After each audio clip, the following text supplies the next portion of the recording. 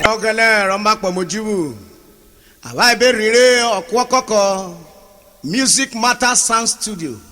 Oya wa de gbulena. Baba fiero won re bi ilena na kira onyoro odusi won. Oderi Kristo ro baba re. Yes sir.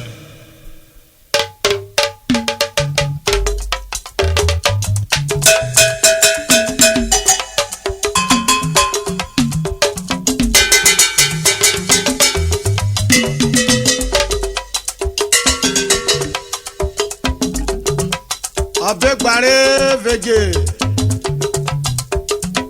ero kan dore bu eburi miragbare gworigo imi wo yan domo emo na bi yan ebe na future wa ji nyaro dore se vini o wa bare gworigo na keshu rovi okwo le wo se bi yan no future keshu rovi okwo ne furo ran mi keshu Russia ye wo ja yiran yin keshu honorary omo okwo wo sha rogo okareshu China Holy Ghost fire irawo eshu yebe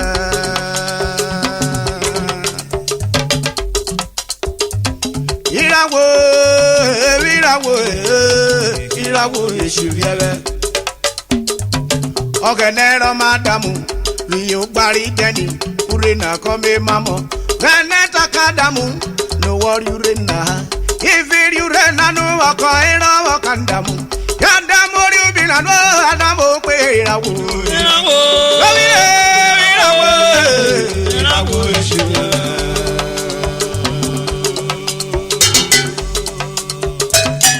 Befwa wani keshu Rokona no worry uwe pa Keshu ori obo wo tiru oruwe nu won yan baro to bo bu koko yin wora be fo wa do kare okorin China kilo boro ke ne fwe ne mefo wa baba pona Holy Ghost fire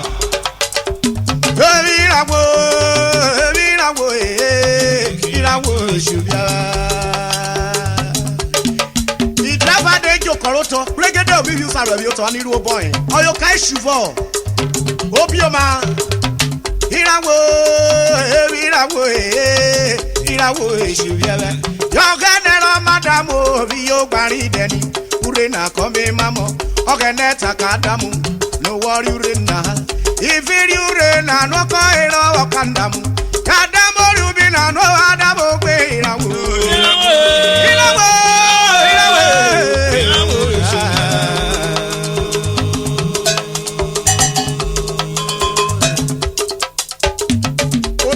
Darini emo wa pe university keti Adeyo wororo na efurobo iwo kwigo bi efura ka traka ye daka issue efura gwa Yoruba babo hey edeke si Darini aye efura so mo dudiri apo ipo pake ya bi go keno sika ye obere ye na isi eke we na keshe bi yo o kare shutio e rowo to awe efuru wewi nuwo yo no be wen nuwo riru we gba mefa wa ni Holy Ghost fire irawo eshubiere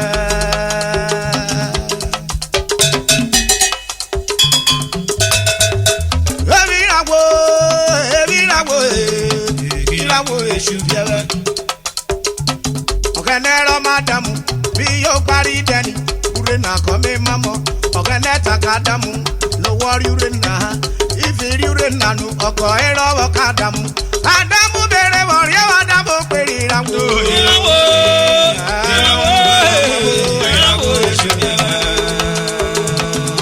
webio we mo mukoro asa o shebi yare yo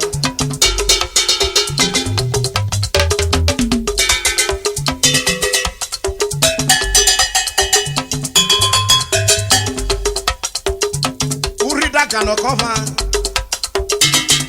Mama unu tekebe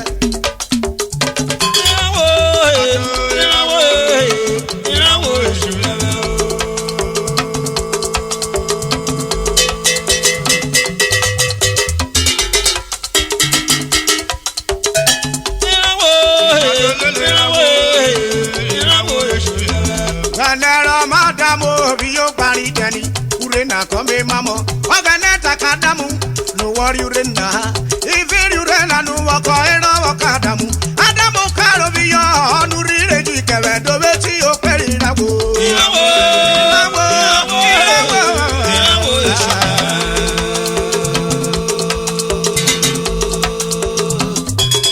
e kai kwa fuero ebi abi eburu shogwa na itweki ti okwo na right we kike na mi go ra le yo aida ya gigo na no kairo mata ni esu hie weru ona nana pero ma programe na la so ke we go mi okwe kiri yo wo ka esu ti na bibia nu wo ma uyo bi ese ye gwedu ora se mi gwe mo wori abi ma wanu won esu o ka esu ti age nu wo ma in the name of Jesus. Amen.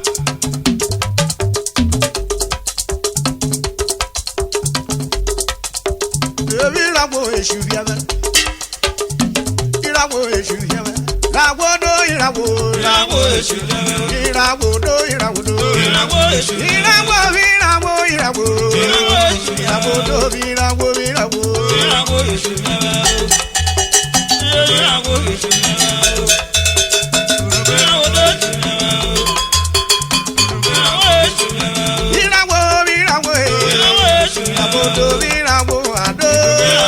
somebody medirawo irawo ogana wo Jesu ya bendo bomirwe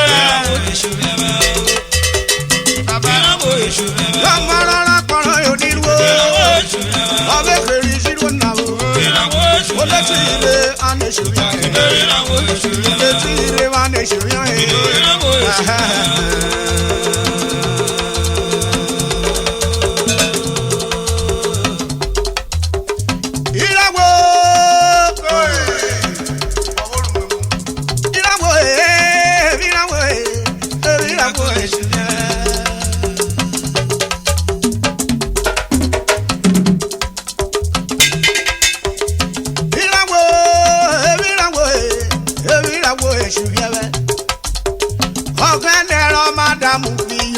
deni urena kome mamo oganeta kadamu no worry urena ifiri urena no okoero kadamu adamu urena no adamu perirawo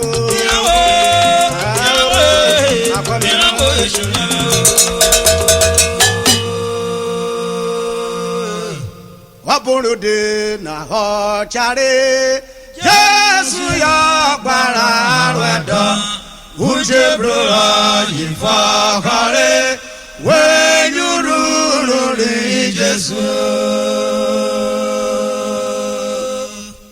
Aborode na hochare Jesu ya gbara redo Ujebrora yifakare wenyururi Jesu Ilera vere ifejiro Foswa ile la verifejilo yebruba ki Jesu oroloko mutiaga kabari abawo yan abaro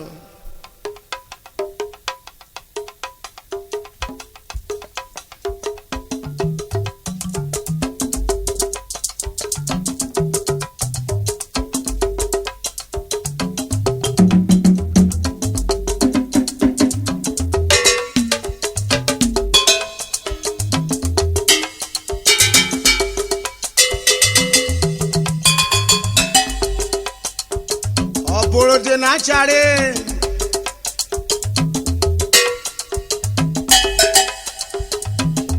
Aborode na ochare Jesu ya gbara redo uche blora ifafare when you rule Jesu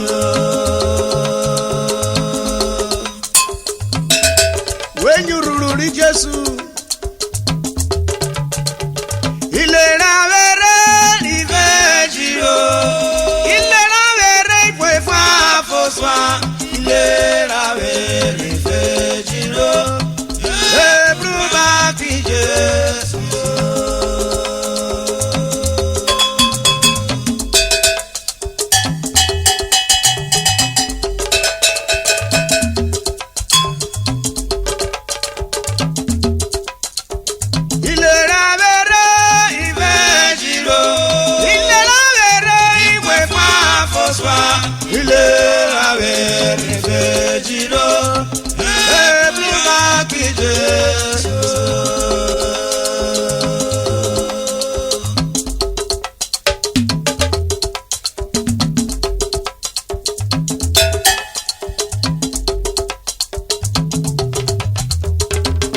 Yova.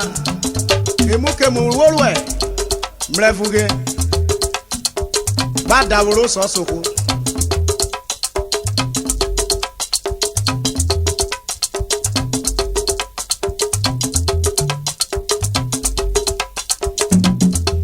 Wọ́n yọ kúrìbìrì wọ̀ Yorùbá kú wọ́n sàkàrà kú wọ́n yọ̀ mà wọ́n á yọ̀rọ̀ àbúrò aṣá wọ́n lò bọ̀rọ̀ kàdíà. Dàwòrò sọ̀sà dàwòrò sọ̀sà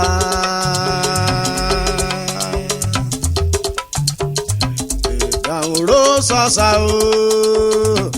dàwòrò sọ̀sà yóò kwara pọ̀ yọ̀rọ̀ kúrìbìrì. Ọdẹrẹ yóò máa gbára yọ̀rọ̀ ràṣà.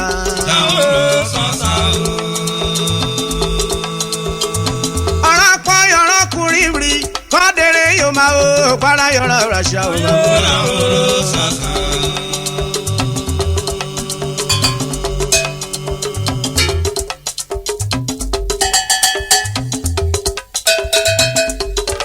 Dàwòrò sọ̀sà wọ́n dàwòrò sọ̀sà.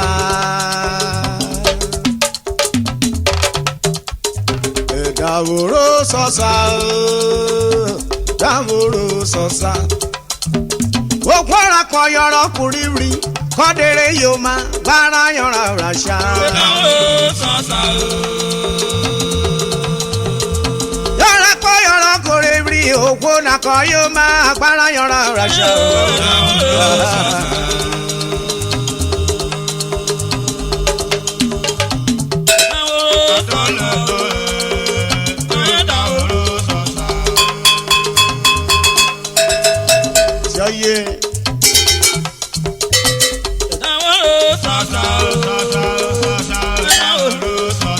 Lakọ yọrọ kùnrin ìwò kwọ́nà kọ́dé yóò máa gbára yọrọ ràṣà.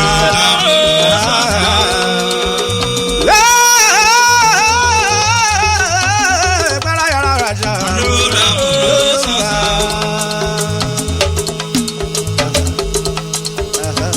Ẹ̀gbá nẹ́gbá. Ẹ̀gbá nẹ́gbá. Gbàdá nẹ́gbá kò ń ẹ̀gbárí ẹ̀. Ẹ̀gbá nẹ́gbá. Ayé gbá nẹ́gbá kò ń ẹ̀gbárí ẹ̀. Ẹ̀gbá nẹ́gbá. Nẹ́gbá nẹ́gbá kò ń ẹ̀gbárí ẹ̀. Ẹ̀gbá nẹ́gbá. Ẹ̀gbá nẹ́gbá.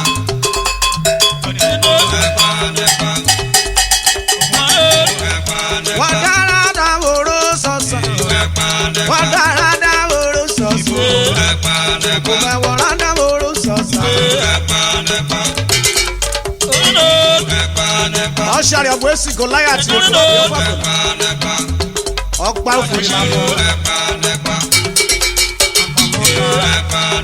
Ẹ̀sìn Gòláyátì dákẹ́ àìgbéjì kéjì ẹ̀. Ọ̀fọ̀ sàrẹ̀ kódù yorí wa. Lọ́pàá ní abẹ́jàre. Sọ́bọ̀ nẹ́kan yọ̀ yà jà. Sọ́bẹ̀bọ̀ nẹ́kan yọ̀ yà jà. Ọdún mẹ́rẹ̀ yìí. Olórí méjì ṣòfò pààyàn. Ẹ̀ẹ́dẹ́gbẹ̀ yòmíràn yọ̀ yà jà. Òfò mi dìrò òfò mi. Káyibí òfò mi nínú mọ́ màrá yẹn. Ìdébìdì kan sáré. Àná soso rẹ̀ dáwájú ṣọ́ọ̀ṣì àná. Ọkàn náà bí kò kẹ̀wé pa mí òkú. Kọ́rí yóò mara ẹ̀pà ọ̀tọ̀. Láyé tẹ́mi òfò mi. Ìwúrẹ́ làkà ẹ̀fọ́ ni Jésù sọ yẹn. Ìtí o kò lè ṣe jẹ́rẹ̀ kó wẹ̀wà. Ọ̀fọ̀ ẹnu wà búdú ẹ̀ rà.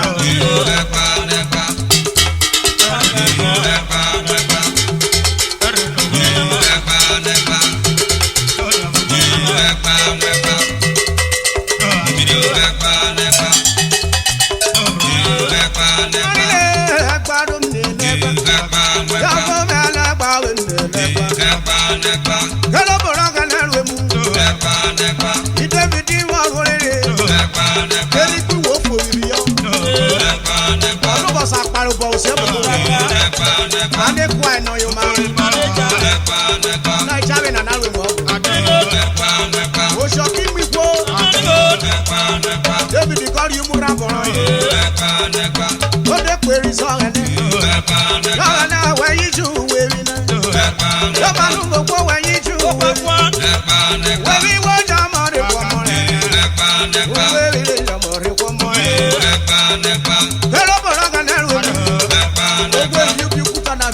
Oko si o arari Goliath.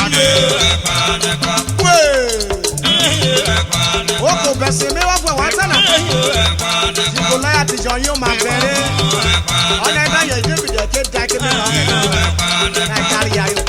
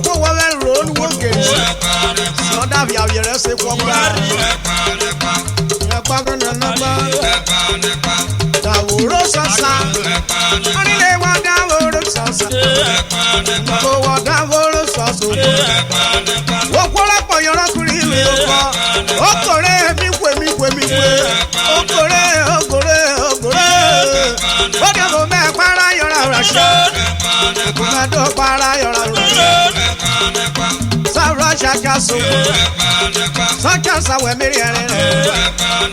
Ay abore me wata.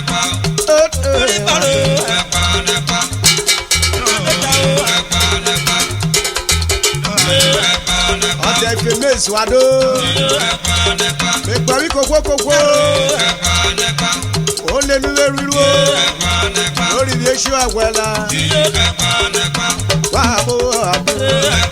So look where we are going to pa. Say my friend say yeah. Me o ya fe go ni.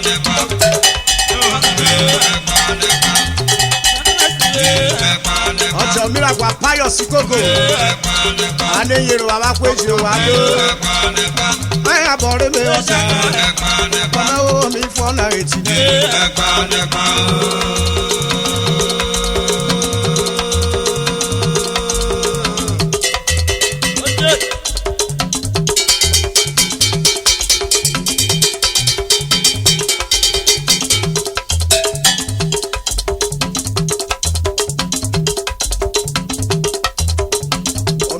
Solomon Adagwe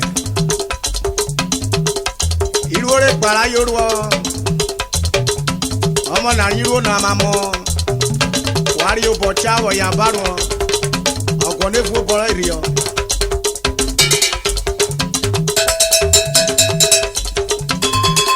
Oderu apara kewenu Ishishi ota na ipeti joguru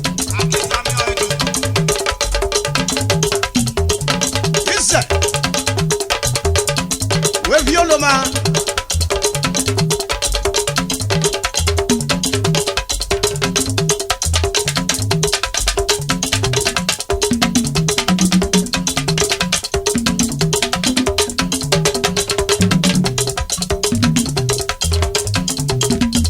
Wada woro sosa Owole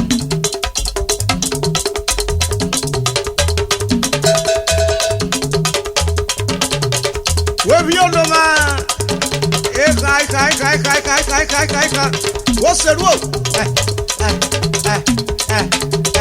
Osaravare Victor.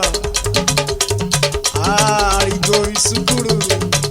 Lepe owo dadire mo.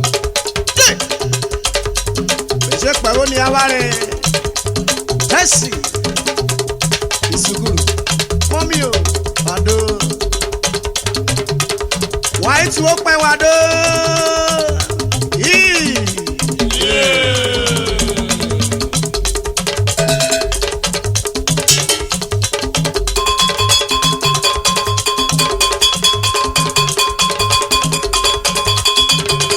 Agwari kororo asojeko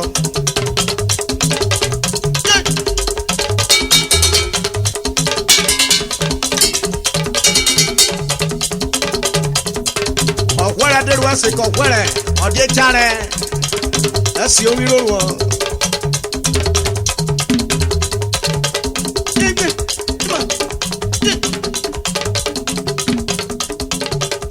oyoma echekwo bi yoro yonu we kona bi yokelari mu ori mbuku siwo rogene oneni kweje dia oderi Kristi oro baba re. Yes sir. Me wo gwegu yesiri Ovedje Ayonuwe mi bicheru efaro oro nwerin ore yo oro nwerin opa irofren kedi eufi rogene osike otori ehuge ugere dodo mbokura angmara wat senwewe mi biriru efaro professor URHOBO ne yeru won doile ugere dodo mbokura orile mo adu wade nugere dodo ni da be we ku URHOBO doile ugere dodo mbokura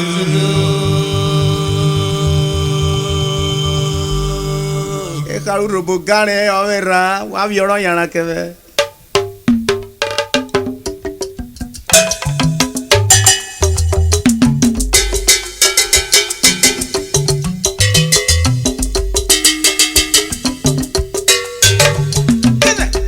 Orwe morwe bi jigere Felice sasa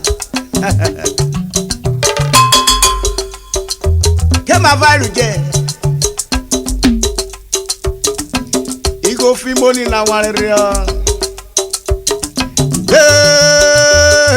were dodo mbokura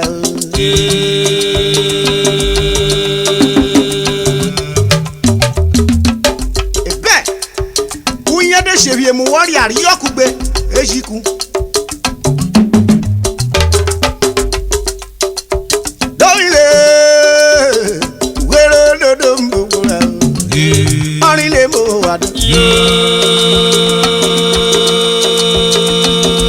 amara wote wewe agware ya wona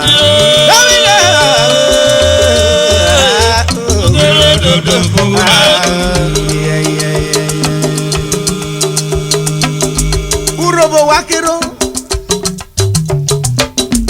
oke siansa yeworu emusasaro de jevio o shari ovoko pagware otaro kofa na kore pan evura gwaina majo seti na ta negbu pe san ya kaka rokona kori peri he majo seti ko norin evura gware me in my court who is that shouting hey anari osha na obia aje rokona ejo meri arena eri o ile ayeri eri ni mi nyoro adu ya iru jawe ogene mrunu saraye agbewaja ogene re o bebede ise adu ogene meri o yare na eri o yare na yuru iru jawe ogene mrunu saraye agbewaja ogene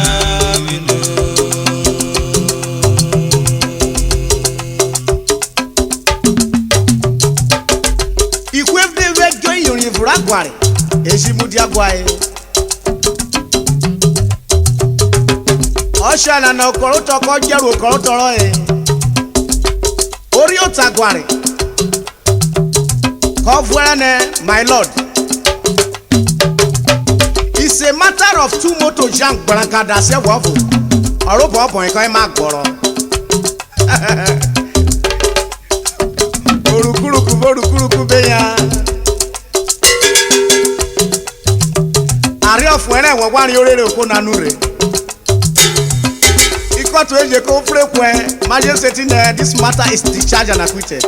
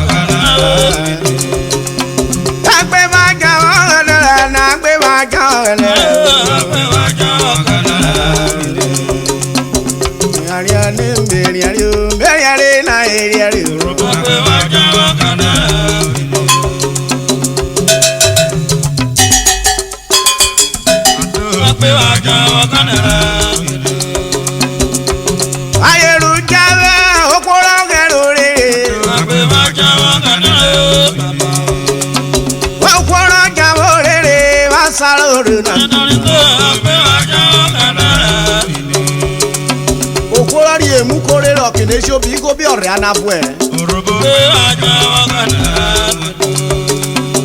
Agbe baja ogana ke ma boye ruja. Agbe baja ogana. Enyo imbo be joni mambo marire. Agbe baja ogana. Ogana ro wa blana, ogana kan yu. Agbe baja ogana.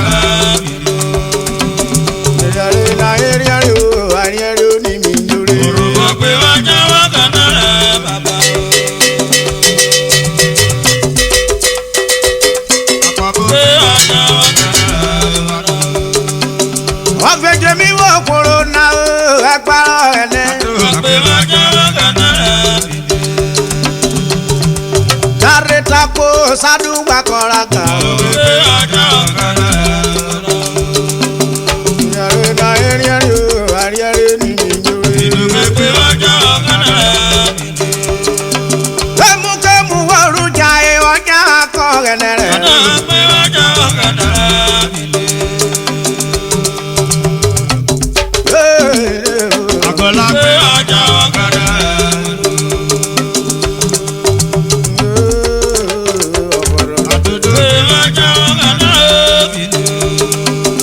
Share your voice with Jeff Ty for Robbie of one for Nadevure. All why we are here now, only right now, Karoko Mamma. Oh, Sarabi will talk it. I can't get a quack when you have one.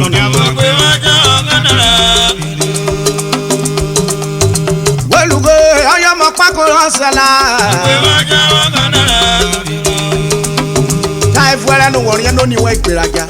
I get one over. If you my jetta or your cough for me, the up bad egg. Where in Lugo, Yada Quanore.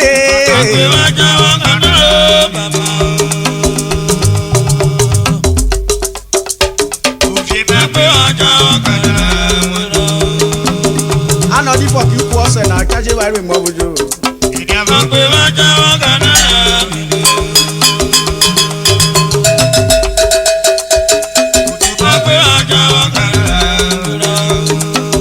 All of we will set it in a even Nessidia.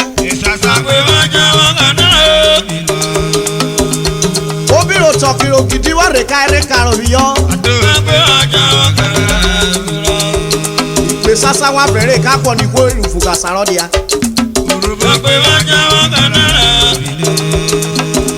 Jeta ko bua enu aroma gonu eme dio ko mo bu na Ka bua no bi ko no esa jojana no re no korio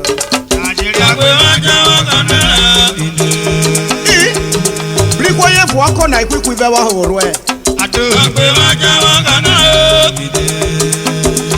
Kuye jeta kota no yo ma ai ke ron ko wa ka ke juri oboko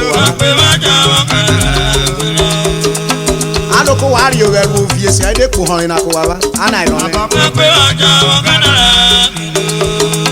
Wo boro ga na si wi o to ka mo no ise wene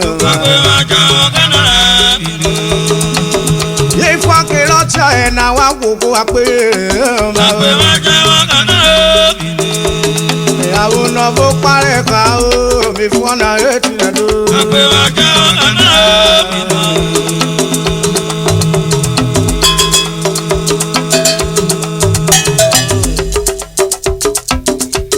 Jeta ko fe wi oko gene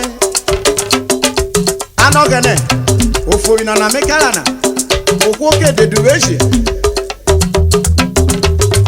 oyi mi si bonu okewo irisobu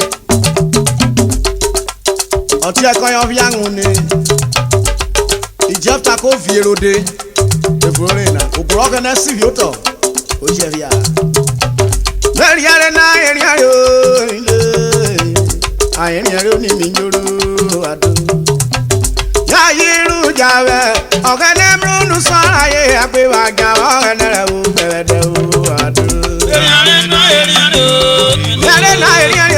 eri are o mi njoro ako ya yiru jawe ogene mrunu sara ye agbe wa ga ogene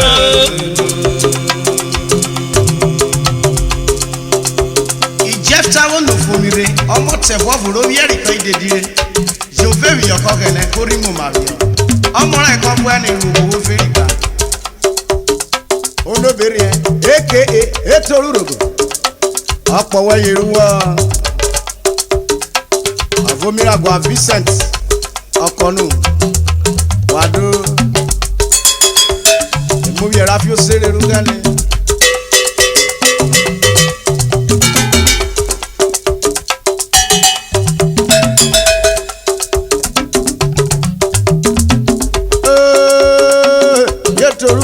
ado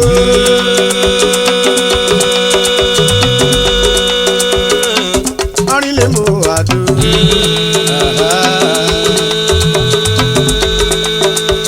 e bara bara mari si o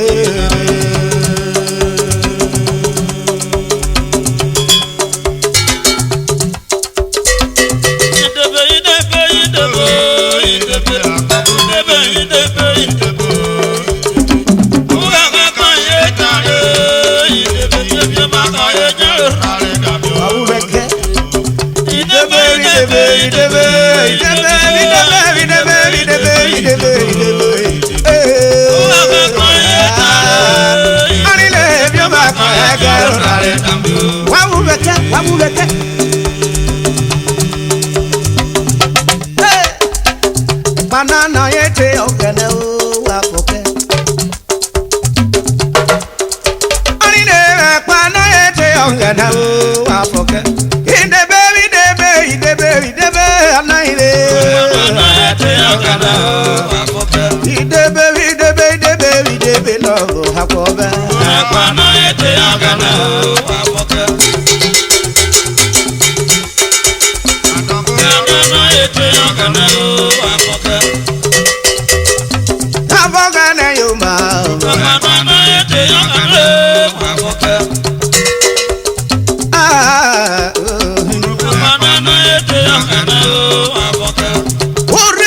sayore urina ko eje uriro ko sayore urina ko eje wojuri kapo wojuri korere eriri Nigeria mo pere kan yo nwe otaro gbere soro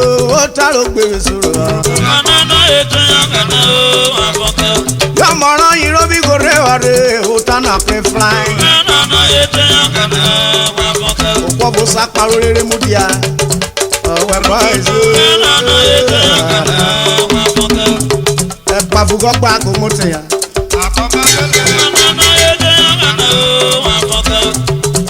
o sha na na juri kaye ran o juri kaye na ani bulu kura no tamira da se mu ke mu aye na kona bo yoruri na den rock your vobi will take kata naira suloba Lake fura igbiro na ukwami of everything aye na kore mi yen yen ribo everything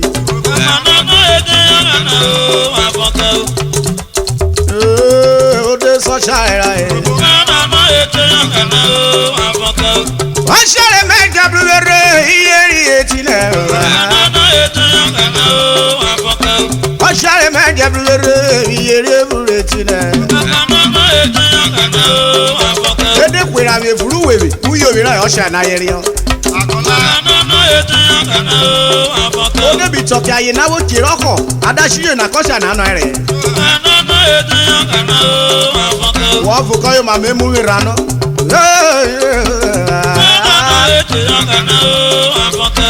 Ori o tokira I want we kwa me na dake volo ide furo yi aye na ko gwe senyo volo na ko kidi amuto ko bunu no share ya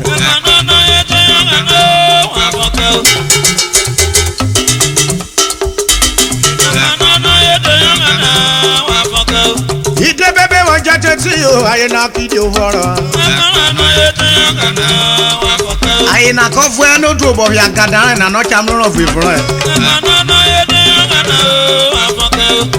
ori odu obo ya gada na oboro ikun to horo to ma ife ki yokono ne frere kai pa paro ifro bede na ebi o ti wewe chere bu yo tori o sha na kero kiro ko nwe na mere o ero ki o nwe mu ro kere obe me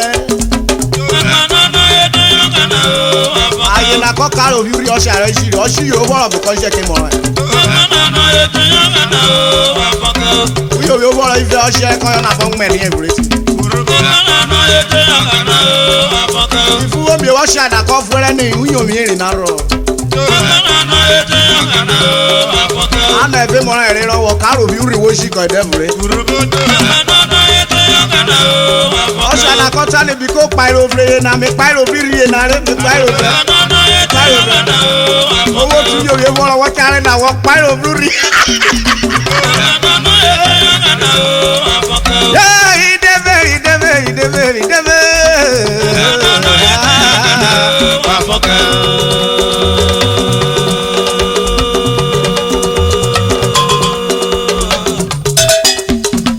uri o ma ko muru ye je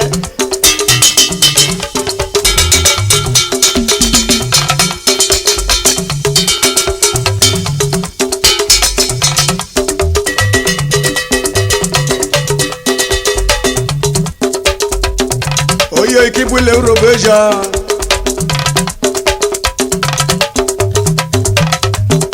Mais vous verrez en avoir caro hier, moi le miracle. Akubo et Nakeme. Olulu e furo roi ko. Oda yira olulu e mura na Mrs. Margaret et Nakeme. Ko fo ba na mu yere. Okibo sasa rere adena ore mogo ke chief Tony Akpocha Oboro Oyo kidi agbara Ethiopian East local government area Chemo Obolorogun ore mogo ke Sunny Emeyesi Akpodio Gaga Wado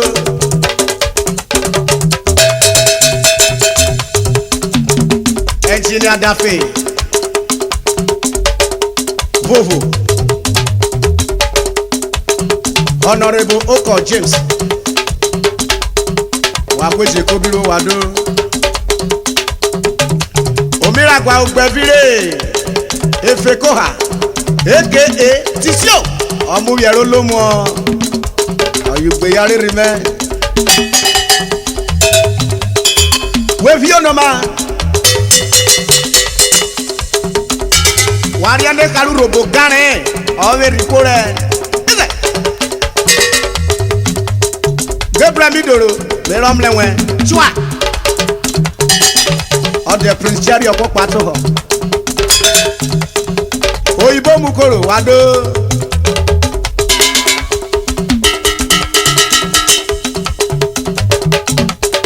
Tíò ó pèrè yẹn ìgò àpòkì ọ̀yìn dírẹ́fà rọ́jò kọ̀rọ̀ tọ́ lólórógbé mẹ́yẹ sí ọ wá kó bírú ló máa kú yèrè dé.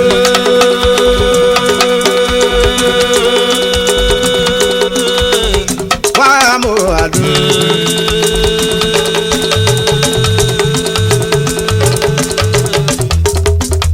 Ìbọ̀rọ̀bọ̀rọ̀ mọ́rin sí o.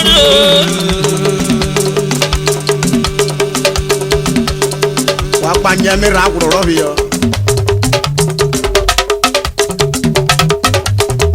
Ó ká nínú.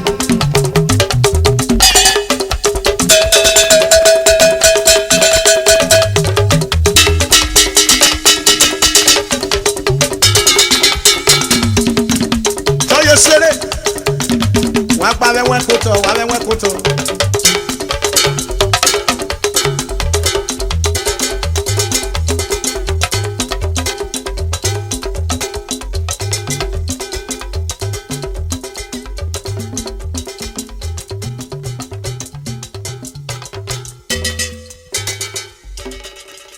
Subscribe to our YouTube channel for more URHOBO source updates.